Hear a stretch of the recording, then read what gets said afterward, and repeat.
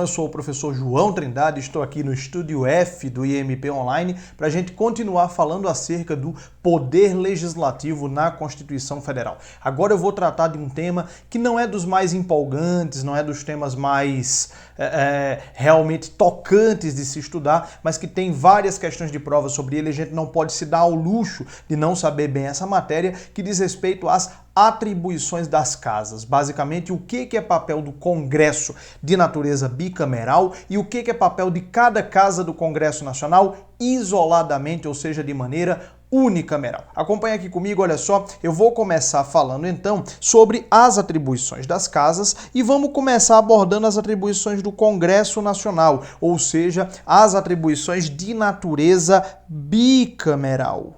Aquilo que vai ser exercido com a aprovação, tanto com a necessidade de aprovação, tanto da Câmara quanto do Senado Federal. E a gente vai começar distinguindo aqui as atribuições do Congresso Nacional bicameralmente, que são exercidas por meio de lei, ou seja, com a necessidade de sanção do presidente da República, e aquelas que são exercidas por intermédio da figura do decreto legislativo.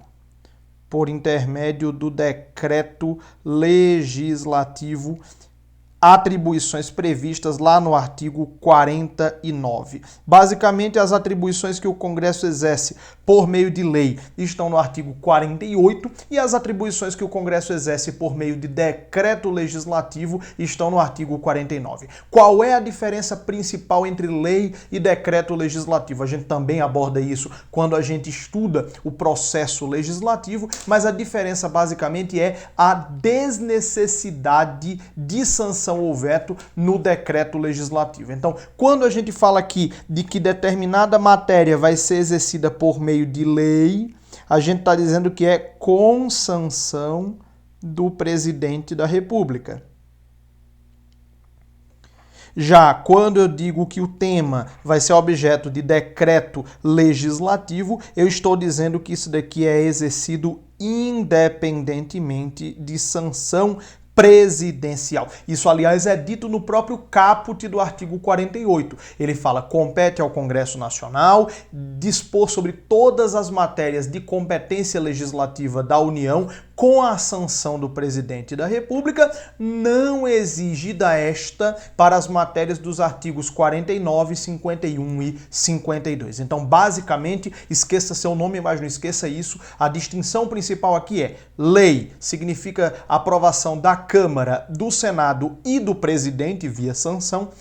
Decreto legislativo exige a apreciação da Câmara e do Senado Federal, mas não depende de sanção presidencial. Aí você vai acompanhar aqui que a gente vai ter, dentre as matérias que são veiculadas por meio de lei, a gente tem alguns exemplos que são mais cobrados em prova de concurso. Por exemplo, o fato de que compete ao Congresso Nacional dispor sobre anistia.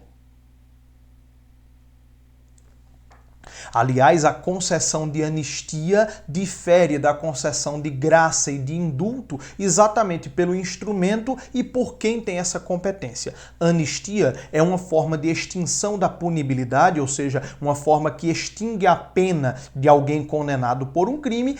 Anistia é essa extinção da punibilidade essa dada pelo Congresso Nacional por meio de lei. Já a graça e o indulto são concedidas pelo presidente da República, não pelo Congresso, e por meio de decreto presidencial, não necessitando de que seja aprovada uma lei. Então, a concessão de anistia é uma competência do Congresso Nacional por intermédio de lei, mas que se submete à sanção ou veto por parte do presidente da República. Outra matéria, aí a gente pode trazer aqui uma lista bastante grande de matérias, mas aqui também a gente pode destacar, por exemplo, o direito penal.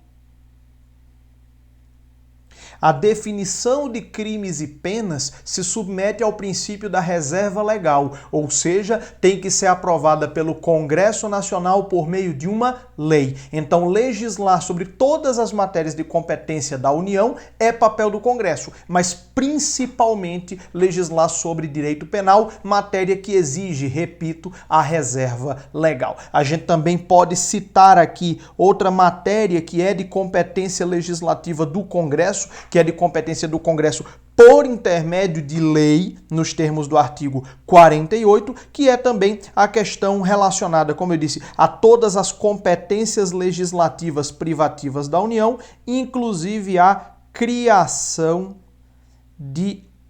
Eu vou colocar criação barra extinção, a criação barra extinção de órgãos, ou seja, a criação e extinção de ministérios.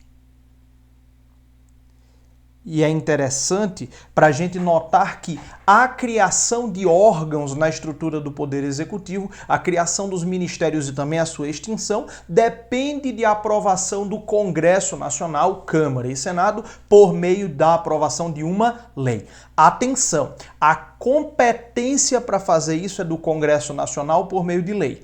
A iniciativa para isso, ou seja, quem pode dar o pontapé inicial, aí é outra história. Então, nessas matérias do artigo 48, a gente está listando tudo aquilo que depende de aprovação de consentimento do Congresso por meio de lei. Algumas dessas matérias o Congresso pode propor por iniciativa de um deputado ou senador, como anistia e direito penal. Outras matérias o Congresso só pode propor, só pode votar se alguma autoridade propuser. É o caso, por exemplo, da questão relacionada à criação e extinção de órgãos. Quem vota a criação de ministérios é o Congresso, aprovando um projeto de lei, mas esse projeto de lei tem que ser de iniciativa do presidente da República. Então toma cuidado na sua prova objetiva com o que é que a questão de prova está te cobrando. Quem cria ou extingue órgãos é o Congresso por meio de lei, a pedido do presidente, por iniciativa do presidente da República. E, finalmente, outra matéria que merece destaque daquilo que é objeto de análise pelo Congresso Nacional por meio de lei é a questão da criação e extinção de cargos.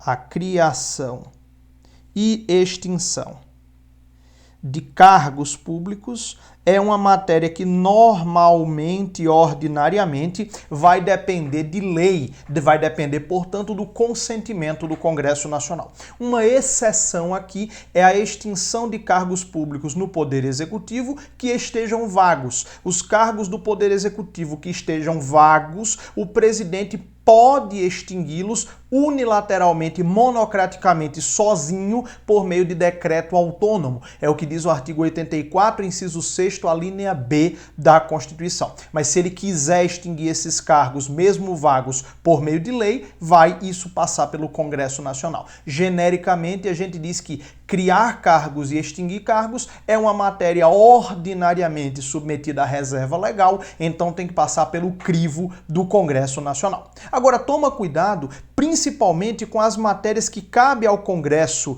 dispor sobre elas, mas que cabe a ele dispor mediante decreto legislativo, ou seja, as matérias do artigo 49. A gente pode citar em primeiro lugar aqui a competência do Congresso Nacional para aprovar, para referendar tratados internacionais. Os tratados internacionais, eles são celebrados pelo presidente da República na qualidade de chefe de Estado. Mas eles só entram em vigor no Brasil se o Congresso os referendar, se o Congresso os confirmar. O Congresso, inclusive, pode aprovar ou rejeitar um tratado internacional total ou parcialmente, isso já caiu em prova objetiva. O Congresso pode aprovar o tratado com algumas ressalvas, tá? Ele não pode propor emendas, ele não pode dizer a cláusula 14 eu quero reescrever, porque senão, obviamente, vai complicar para todos os países signatários do tratado aceitarem aquela mudança. Mas o Congresso Nacional é quem dá a palavra final sobre a aprovação ou não de tratados, inclusive a Constituição usa esse termo, diz que compete ao Congresso resolver definitivamente sobre tratados, acordos e atos que acarretem compromissos gravosos ao patrimônio nacional, e nesse caso, eu repito, o Congresso pode aprovar ou rejeitar o tratado, ele o faz por meio de um decreto legislativo, e pode também aprovar o tratado com ressalvas. Outra matéria também que é uma competência importante do Congresso Nacional é a competência para julgar as contas do presidente da República. Julgar as contas do presidente da República. Quer dizer, julgar regulares ou irregulares as contas do chefe de Estado. Lá na parte de fiscalização contábil, artigo 71, inciso 1º, você verifica que o Congresso Nacional faz isso após um parecer prévio do TCU. Então, o TCU dá um parecer sobre as contas do presidente, mas quem julga, quem bate o martelo, quem julga regulares, irregulares ou regulares com ressalvas as contas do presidente é o Congresso Nacional. E lembre, se é Congresso Nacional, tem que ter a Câmara e tem que ter o Senado Federal. Essas do artigo 49, as competências não dependem de sanção presidencial e são veiculadas, são produzidas por um ato chamado decreto legislativo. Então, o ato que aprova um tratado é um decreto legislativo. O ato que julga as contas do presidente é um decreto legislativo. Aliás, não só o julgamento das contas, mas toda a fiscalização das contas do presidente cabe ao Congresso. Eu estou gravando essa aula aqui no dia 8 de maio de 2020 e neste momento está em vigor, estamos vivenciando a situação de emergência de saúde pública em virtude da Covid-19 e está em vigor neste momento o Decreto Legislativo número 6 de 20 de fevereiro de 2020. Um decreto legislativo em que o Congresso Nacional reconhece o estado de calamidade financeira em virtude da necessidade de combater a Covid-19 e, portanto, dispensa o presidente da República de cumprir a meta fiscal. Aquela meta de superávit ou de déficit, o presidente está dispensado de cumpri-la por um decreto legislativo, ou seja, por uma aprovação da Câmara e do Senado Federal. Outra atribuição do Congresso mediante decreto legislativo e que merece a nossa atenção diz respeito a convocar plebiscito e autorizar referendo. Compete ao Congresso, então, convocar plebiscito e autorizar a realização de referendo. A gente sabe que a diferença entre plebiscito e referendo diz respeito no direito brasileiro ao momento em que é realizada a consulta. O plebiscito é uma consulta à população em caráter prévio para depois se fazer a alteração legal. Já o referendo se refere a uma consulta à população sobre se ela aprova ou não uma alteração legal já realizada, uma alteração legal já feita. De qualquer jeito, quem convoca um plebiscito e quem autoriza a realização de referendo é o Congresso Nacional, Câmara mais Senado, por meio de decreto legislativo. Quem vai operacionalizar isso, quem vai fazer a consulta à população é a Justiça Eleitoral, mas a decisão cabe ao Congresso Nacional. Finalmente, toma cuidado com essa próxima hipótese aqui, altamente caidora em prova de concurso, é a competência do Congresso Nacional para, por meio de decreto legislativo, sustar, ou seja, suspender atos do Poder Executivo. Competência do Congresso, então, para sustar atos do Poder Executivo que exorbitem do poder regulamentar. Que exorbitem o chamado poder regulamentar.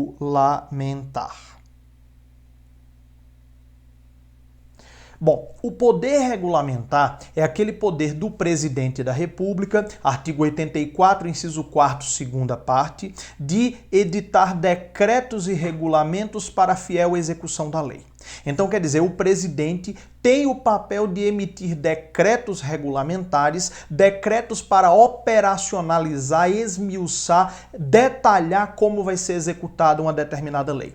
Só que o decreto regulamentar é um ato infralegal. O decreto regulamentar está abaixo da lei. O decreto regulamentar, vale lembrar, ele serve para a fiel execução da lei. Então, se ao editar um decreto regulamentar, o presidente for além do que diz a lei, o Congresso, como titular da função legislativa, pode sustar, suspender, bloquear esse decreto, esse ato do executivo que exorbite do poder regulamentar. Isso é uma competência muito importante que obviamente não depende da concordância do poder executivo, que é exercida por meio de um decreto legislativo. A gente teve inclusive um caso famoso no ano de 2019, quando o presidente Jair Bolsonaro editou um decreto regulamentando o Estatuto do Desarmamento, a Lei 10.826 de 2003, e que basicamente permitia o armamento de uma série de profissões. E aí o Congresso disse o seguinte, olha, se você quiser rever o Estatuto do Desarmamento, você tem que debater isso no nível legal. Você não pode, a pretexto de regulamentar o Estatuto do Desarmamento, gerar o armamento da população. E aí o Congresso Nacional o Senado chegou a aprovar um PDL, um projeto de decreto legislativo, sustando esse decreto do presidente da República, mas aí o presidente, antes disso ser votado na Câmara, o próprio presidente voltou atrás e revogou o próprio decreto. Mas é um caso de um controle de legalidade desse ato do Poder Executivo. Veja que você não discute o mérito da medida. Você não está discutindo se as armas devem ser proibidas ou permitidas. Você está discutindo que um ato infralegal, que é o decreto, não pode contrariar a lei que ele busca regulamentar, sob pena de haver essa exorbitância aqui do poder regulamentar. Beleza?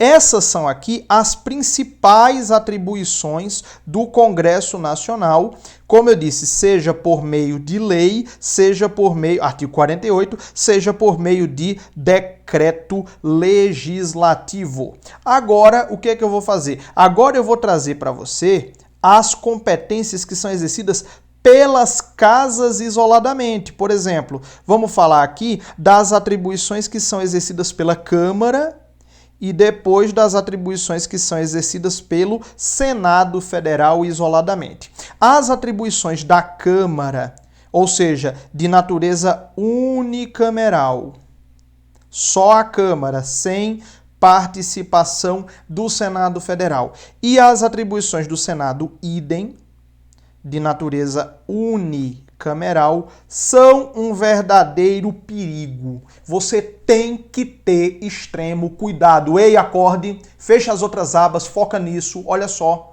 Vai cair na sua prova, pegando uma dessas atribuições aqui, ou só da Câmara ou só do Senado, e vai dizer que é uma atribuição do Congresso Nacional. A questão se torna errada.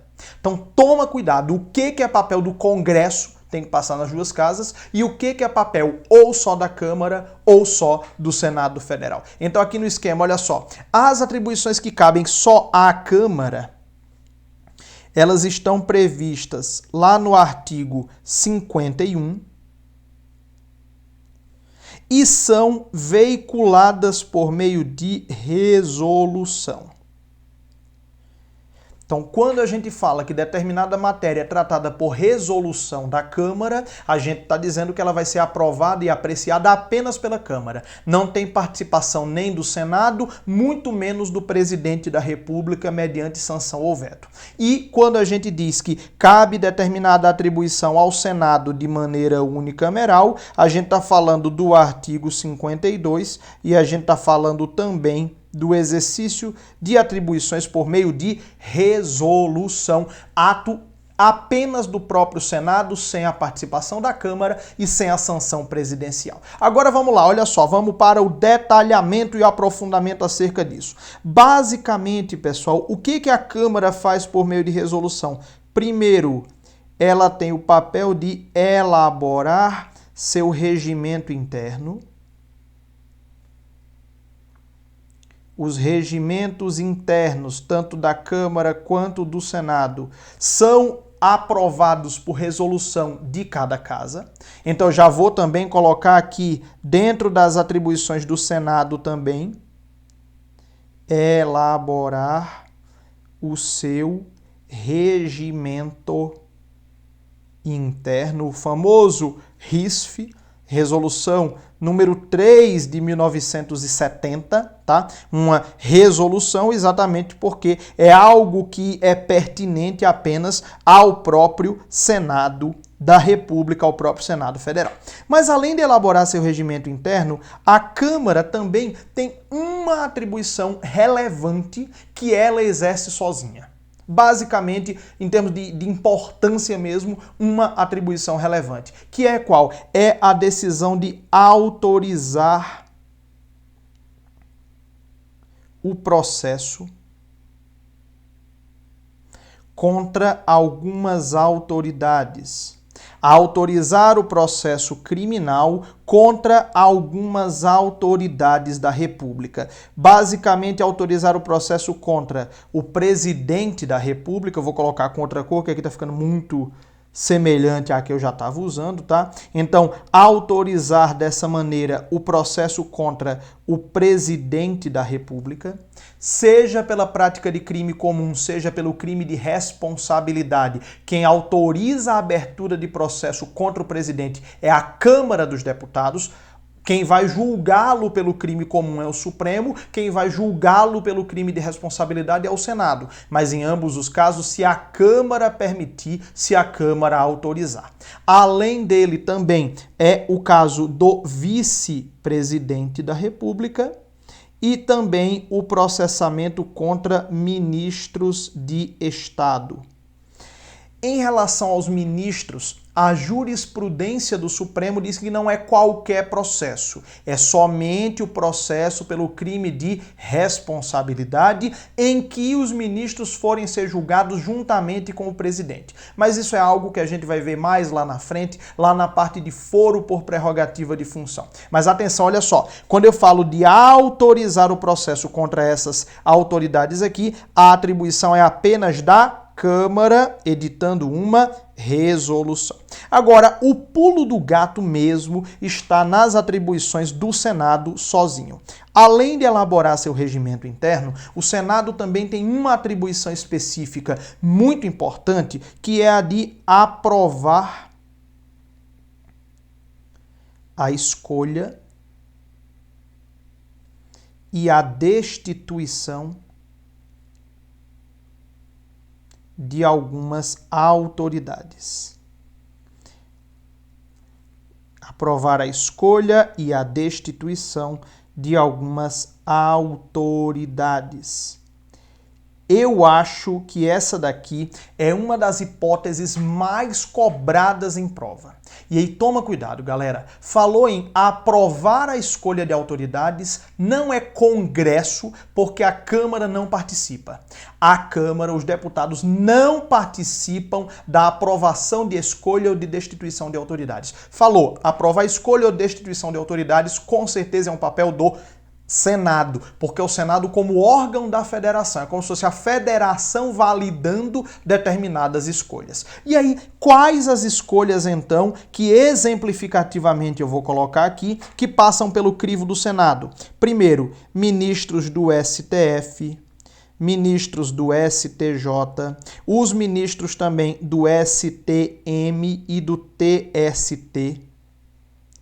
Quer dizer, dentre os tribunais superiores, o único que não depende de aprovação após a chamada sabatina do Senado é o TSE, tá? Até porque do TSE a maioria dos ministros já vem ou do Supremo ou do STJ.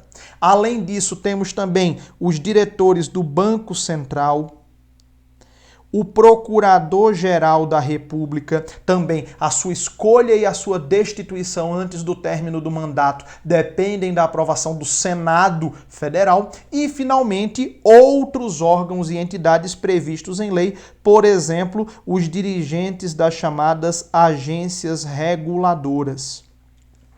Em geral, as leis que criam as agências reguladoras submetem a aprovação dos seus dirigentes ao crivo do Senado Federal. E também a gente pode citar que, além dos dirigentes de agências reguladoras, os chefes de missão diplomática de caráter permanente, os conhecidos embaixadores. Eu vou colocar aqui um pouquinho mais para cá. Então, olha só. Dirigente de agência reguladora e os chefes de missão diplomática permanente. Os chefes de missão diplomática de caráter permanente, os embaixadores. Toma cuidado com o seguinte, olha só. Nesses casos aqui que a gente destacou, ou melhor, nesse caso de aprovar escolha e destituição de autoridades, isso daqui é feito pelo voto secreto. É talvez a única hipótese em que, após a emenda 76 de 2013, uma apreciação no Congresso Nacional continua ocorrendo pelo voto secreto. A emenda 76 de 2013, ela tornou todas as votações no Legislativo brasileiro abertas, exceto a aprovação de escolha e destituição de autoridades. Exatamente pelo temor dos senadores de dar um voto contrário a alguém que depois vira ministro do Supremo. Dar um voto contrário e depois o cara vira procurador-geral da República. Então, por isso mesmo, o Senado Federal manteve essa atribuição, que é só dele, ocorrendo pelo voto secreto. Tá?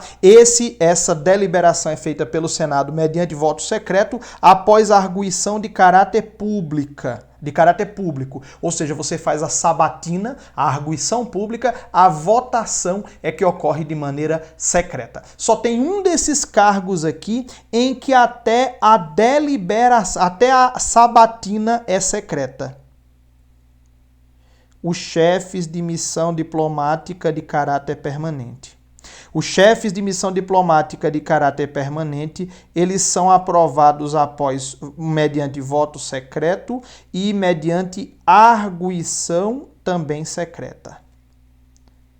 Até mesmo a sessão de julgamento, a sessão de sabatina ocorre pelo voto secreto. Os demais são apreciada a nomeação por voto secreto, mas mediante arguição pública.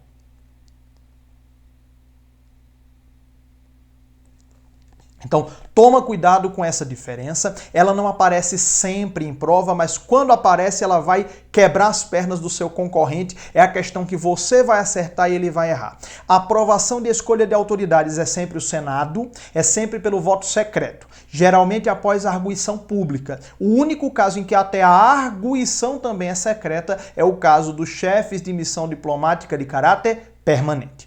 Outras atribuições do Senado que neste momento vale a pena a gente destacar são as seguintes. Eu vou destacar aqui, ó. Também cabe ao Senado Federal, vou colocar aqui, dispor sobre limites da dívida pública.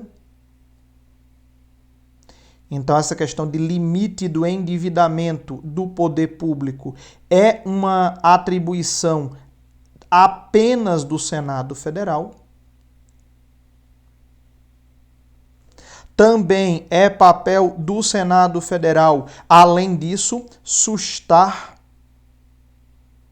a execução de lei declarada inconstitucional pelo STF.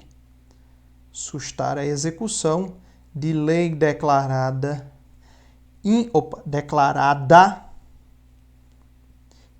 inconstitucional pelo STF, apesar de que isso daqui a gente vai discutir melhor lá na parte de controle de constitucionalidade. Até porque aqui existe uma grande divergência, tá? Existe uma divergência na doutrina e na jurisprudência sobre qual é esse papel do Senado, mas é algo que a gente precisa falar dentro da matéria de controle de constitucionalidade. Aqui você já pode dar o print da tela e aí você já tem muito claramente a distinção entre o que é aquilo que é exercido, o que é aquilo que é exercido pelo Congresso ou com a sanção do presidente ou sem sanção do presidente, decreto legislativo, o que é papel da Câmara e o que é papel do Senado Federal. Como eu disse, não é uma das matérias mais empolgantes, mas é algo que, se você for olhar, tem muitas questões de prova acerca disso, então é preciso ter bastante cuidado. Até a nossa próxima aula aqui no IMP Online.